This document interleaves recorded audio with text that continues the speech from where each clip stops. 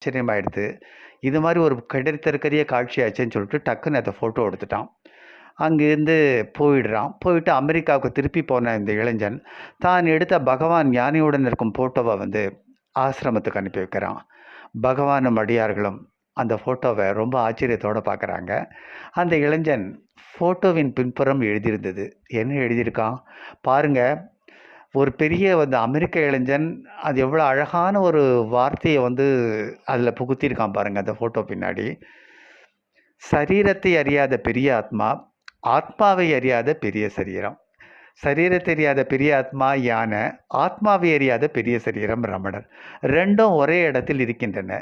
எவ்வளோ அழகா அந்த அவனுக்கு அவனுக்கு அத எழுத தோணியிருக்கு பாருங்க. இதுதான் பகவான் யானையோடு இருக்கும்போது நம்ம என்ன சாதாரணமா பகவான் யானையும் நிற்கிறாப்புல ஒரு ஃபோட்டோவ போட்டு அதில நம்மளுக்கு எழுதக்கூட தெரியாது. ஒரு அமெரிக்க இளைஞனுக்கு அவ்வளோ அழகான ஒரு அறிவு.